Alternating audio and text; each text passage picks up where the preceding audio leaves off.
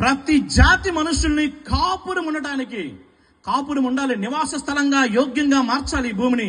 కాపురం ఉండటానికి ప్రతి జాతి మనుషుల్ని ఒక్కడి నుంచే సృష్టించి, ఆ ఒక్కడిలో నుంచి ప్రపంచం మొత్తాన్ని, జనాన్ని, జాతుల్ని, దేశాన్ని, ఈ మనుషులందరినీ పుట్టించి వాళ్ళకి అందరూ కూడా దేవుని గురించి తెలుసుకోవడానికి ఏంటేంటి అవసరమో, నువ్వు దేవుణ్ణి తెలుసుకోవడానికి ఎలాంటి ఆన్సర్స్ కావాలో నువ్వు ఎలాగ అన్వేషణ చేసినా ఆయన నువ్వు చూస్తే నీకు ఖచ్చితంగా నీకు ఆయన అర్థమైపోతాడు అని చెప్పాడు.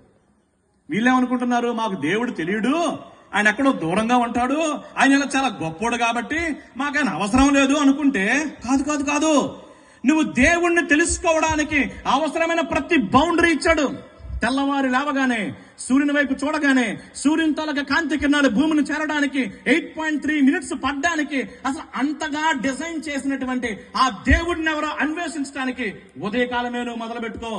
సృష్టిని చూసినప్పుడు నీ దృష్టి సృష్టికర్త వైపు వెళ్ళాలి.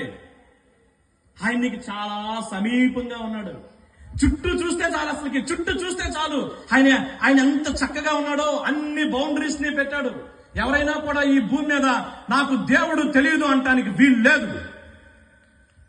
నాకు దేవుడు తెలియదండి, నీకు దేవుడు అవసరం లేదంటే అది వేరే విషయం, కానీ నాకు దేవుడు తెలియదండి, దేవుడు లేడండి అనడానికి నీకు అసలు అర్హత లేదు.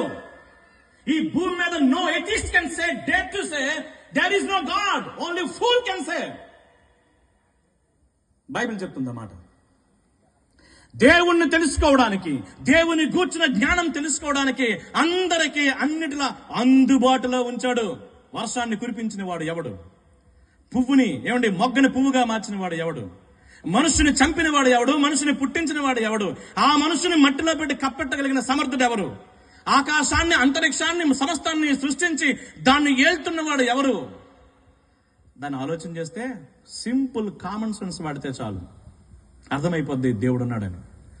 కాబట్టి ఏథెన్స్ వార్లారా, మీరు చాలా పుస్తకాలు రాశారు కానీ ఈ పుస్తకం సరిగ్గా చదవలేదేమో. ఇదిగో ఇదిగో ఇదిగో మీకు దగ్గరగా ఉన్నాడు ఈ దేవుడు. మీరు దేవుణ్ణి ఈజీగా తెలుసుకోవచ్చు. సముద్రము రంకిలేస్తూ ఉంటది కెరటాలతో, ఒడ్డుకొచ్చే చల్లగా ఉండిపోద్ది. దాని కెరటాన్ని ఎవడబ్బా ఆపాడు అసలుకి?